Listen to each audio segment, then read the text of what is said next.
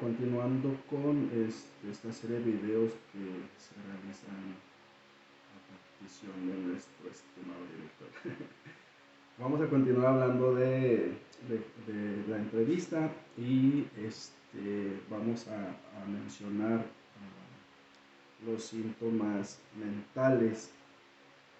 ¿Por qué debemos preguntar acerca de los síntomas mentales? Esto es para los homeópatas es muy importante, es de suma importancia, es verdaderamente algo que no podemos dejar de lado. Los síntomas mentales nos van a dar mucha información, incluso para saber desde cuándo una persona comenzó a manifestar algún tipo de enfermedad o su enfermedad.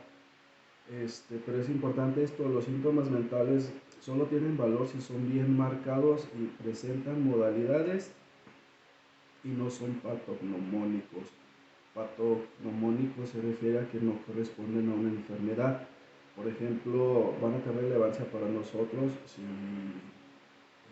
una persona nos dice que de un tiempo para acá escucha voces, eso sí será como importante, o a raíz del fallecimiento de un familiar empezó a sentirse perseguida o algo por el estilo, pero no tiene que ver con una enfermedad, por ejemplo, con un esquizofrénico de tipo paranoide, que sabemos que presentan este tipo de síntomas mentales, pero como corresponden a la esquizofrenia tipo paranoide, pues no son importantes, decimos son patognomónicos, porque corresponden a su enfermedad.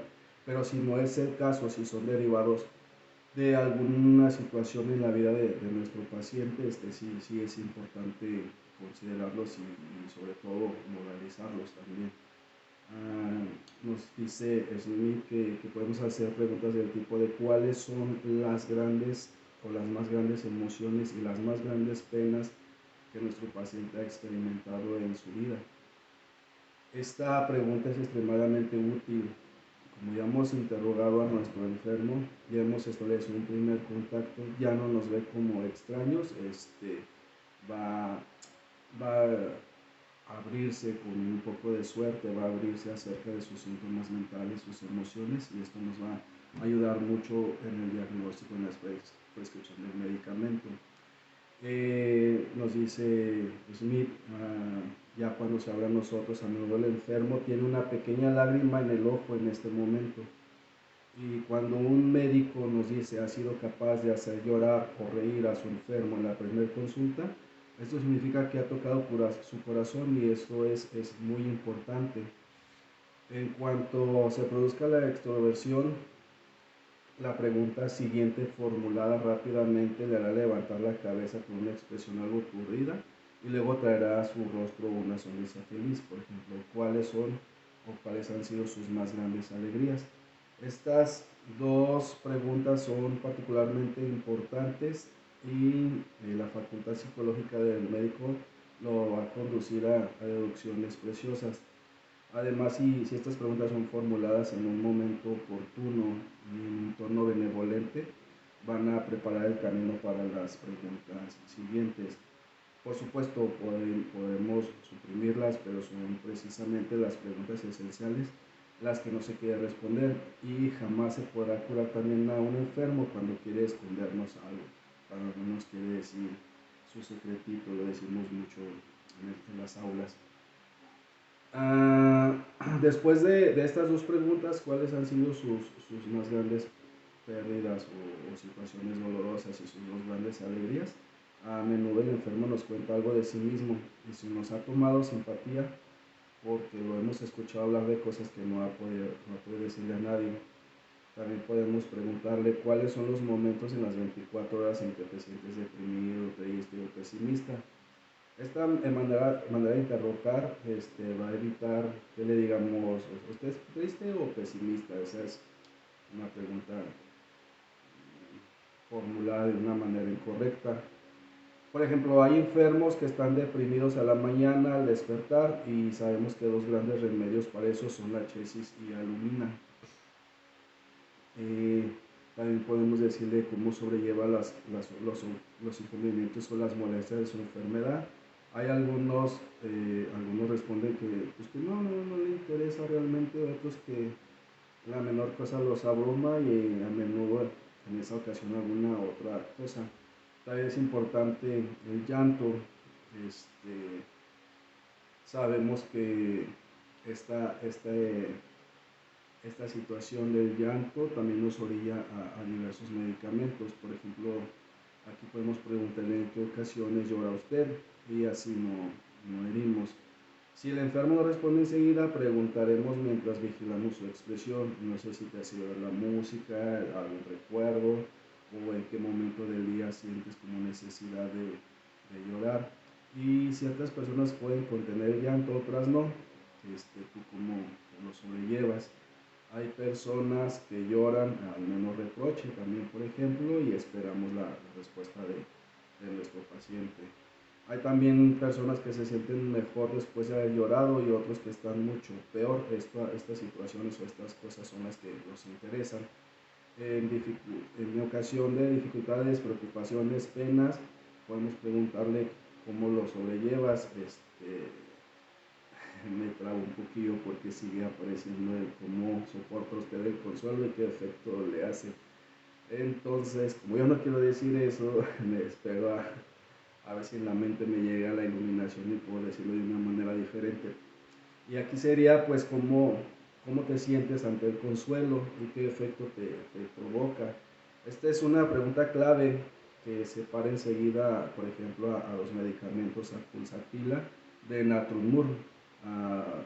Por ejemplo, conocer la grabación por el consuelo no será de mucha utilidad. Hay pacientes que agravan con el consuelo, hay pacientes que se sienten mejor con el consuelo, hay pacientes que buscan el consuelo. Y esto es importante también para nosotros, para saber. Eh, Evidentemente las personas que rechazan el consuelo o que no les es de mucha utilidad, se trata de personas que no son simpáticas y si aún en este caso, si el enfermo no quiere ser consolado, prefiere permanecer solo, este síntoma deberá ser retenido, debemos registrarlo porque nos va a servir mucho. Al contrario, la mejoría por el consuelo es algo normal y por consiguiente no es un síntoma. Cuando nos dicen al principio me agrava, pero enseguida me mejora o me siento mejor, lo que cuento es la agravación y pues habrá que considerarlo. También hay preguntas como cuáles son las ocasiones en que se ha sentido desesperado. El fin de esta pregunta es amortiguar la cuestión del suicidio, del asco o del asco por la vida. También cuáles son las circunstancias por las que sientes celos. Smith nos menciona, los hay de tres clases, de la cabeza, del corazón y de los sentidos. Se los puede tener separados o juntos. Debemos prestar mucha atención a todos estos síntomas mentales. Si nos responden en tono agrio, nunca me enojo, pero comprendemos lo que esto quiere decir. Y hay enfermos que nos dirán que no son impacientes cuando no podrán esperar un minuto en la sala de espera. Ahí también cómo se comporta un paciente en lo que lo hacemos esperar para pasarlo a consulta nos dice mucho acerca de él. Se puede pasear sobre el corredor, algunos enfermos nos dirán exactamente lo contrario de lo que son y nosotros observar y descubrir realmente cómo es. También podemos o debemos, o ambas cosas, indagar sobre cuándo y por qué siente ansiedad y miedo el paciente. Si el paciente no responde enseguida, se puede agregar, continuando con la narrativa de dar ejemplos para obtener respuesta y no abordar tanto, sino sugerir más o menos dando ejemplos. Como sugerencia a este punto, Smith nos dice que hay muchas personas que tienen miedo de noche, de la oscuridad, de estar solas. Hay otras que tienen miedo a los ladrones, a la multitud, a ciertos animales, a la muerte, a las enfermedades, a los espíritus, a que les suceda alguna desgracia. Hay personas que tienen miedo de perder la razón, al ruido de noche, a la pobreza, a las tormentas, al agua. Hay diversos miedos pues, que debemos considerar. y así lo dejamos en libertad para responder, no obligándolo a decirnos nada. También es importante saber, por ejemplo, cómo se siente usted en una habitación llena de gente. También qué lugar elige usted en la iglesia, en una conferencia o un espectáculo.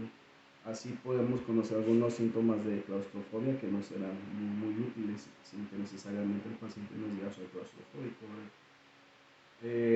También cómo es su reacción a nivel físico cuando se enoja, si se pone colorado, pálido, qué lo hace enojar, cómo se siente después de la reacción de haberse enojado.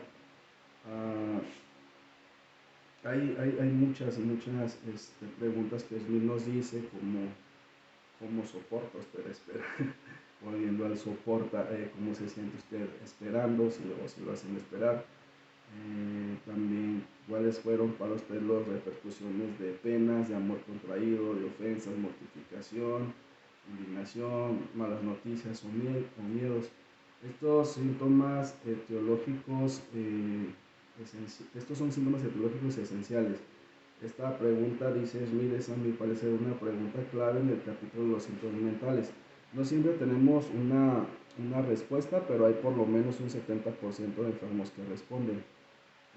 Por ejemplo, de obtener respuesta, pues ya nos acercaríamos a algunos medicamentos como calcárea y gelsemin, que son los remedios para las consecuencias de las malas noticias.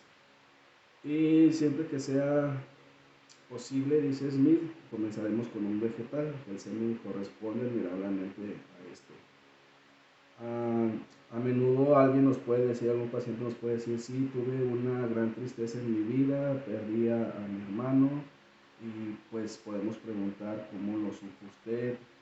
Si nuestro paciente asistió al accidente, se trata de consecuencia de miedo, o en otros casos serán consecuencias de excitación nerviosa, pero en general,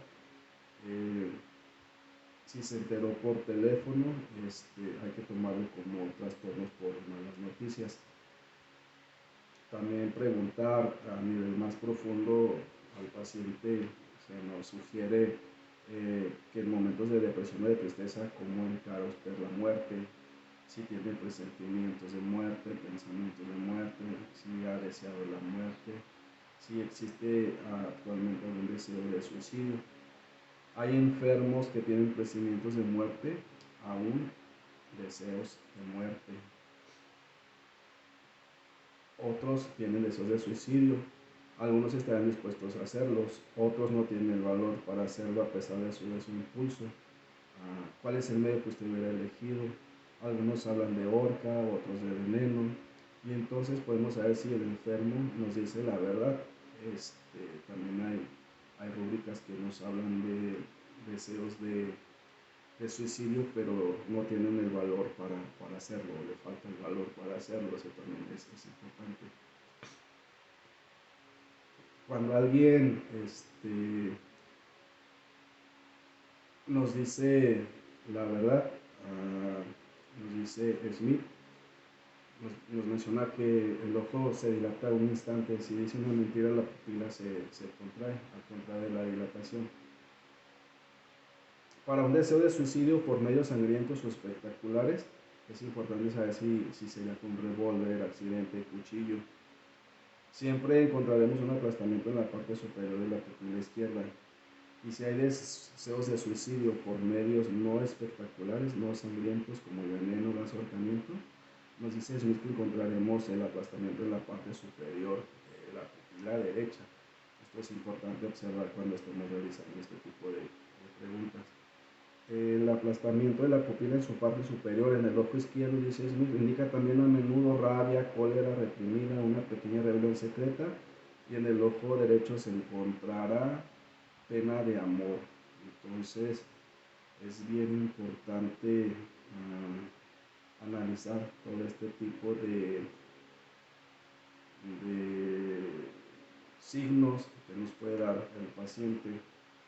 Y esto sería todo con respecto a los síntomas mentales, una forma de abordar en la entrevista, en el interrogatorio, mejor dicho, para dar un buen diagnóstico, y no necesariamente un diagnóstico como tipo alopático, sino para encontrar ese remedio que va a ayudar a nuestro paciente en toda su constitución.